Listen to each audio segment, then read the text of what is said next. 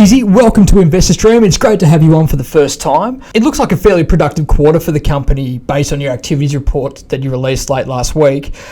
I'd like to touch on a few key developments if I can, but a couple of things first. I'm sure many of your shareholders are intrigued by your new brand and corporate identity, Houston We Have. Can you provide a bit more context as to what exactly prompted the change?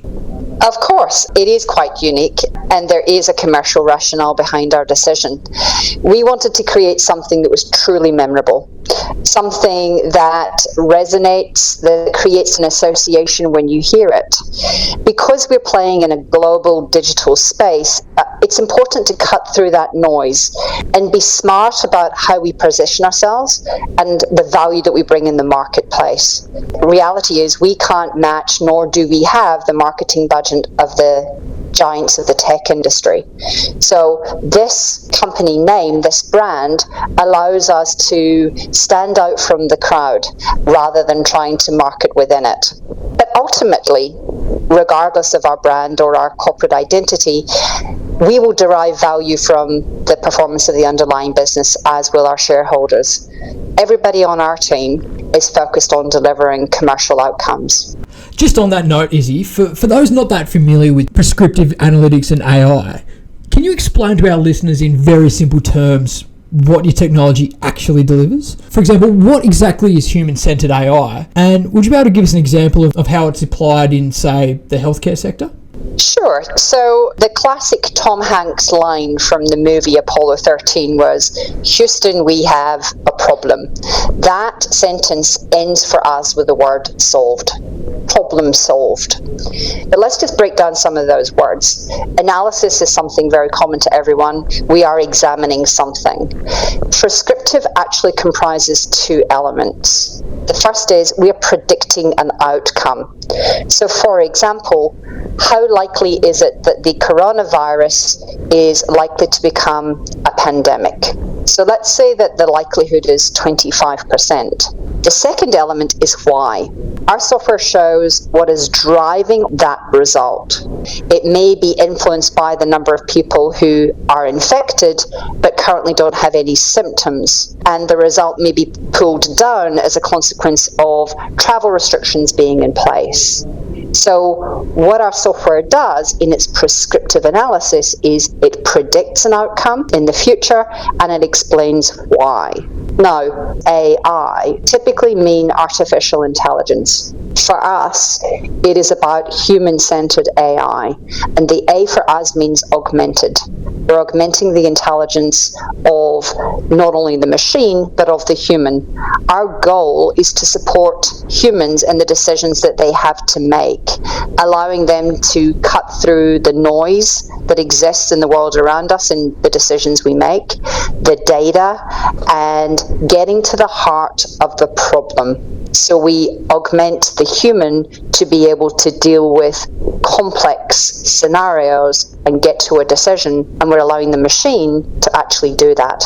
But you can't have the insight without each of those being in place. The human needs the machine and the machine needs the human.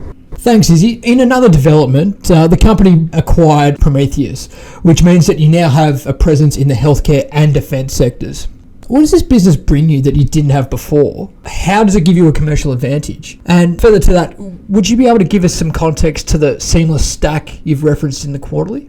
So first of all, the Prometheus acquisition gives us a presence in a sector that we did not have previously. So we are now in a sector outside of our mainstay of defence. Secondly, there are a set of solutions that Prometheus have developed, and these can be sold to other health funds or potentially maybe slightly tweaked for other insurance sectors. So for example, they have a fraud module. We might be able to take that and put it into another industry sector. Third, there's a technology platform there that completely complements what we do.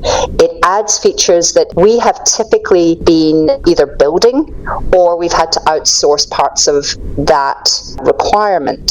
So it's bringing a data and data analytics view of the problem set.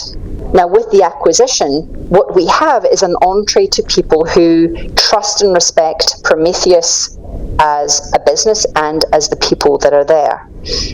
So these people are now exploring how our human-centered AI can help the healthcare funds drive additional insights and therefore decisions for their business that until now they have not been able to solve.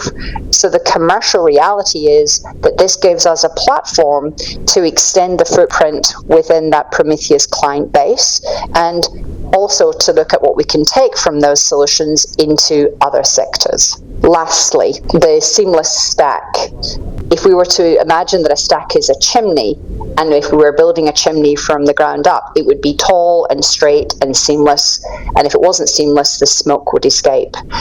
In a world where technology has many flavors, our chimney stack right now may not necessarily be seamless, i.e. we have to put various pieces into place to allow them to integrate and talk to one another. Our goal here is that our platforms completely and utterly are in sync and allow us to take them into any scenario within the health funds or in the national security space, and that we can provide really an end-to-end solution for our clients, regardless of that problem that they're trying to solve.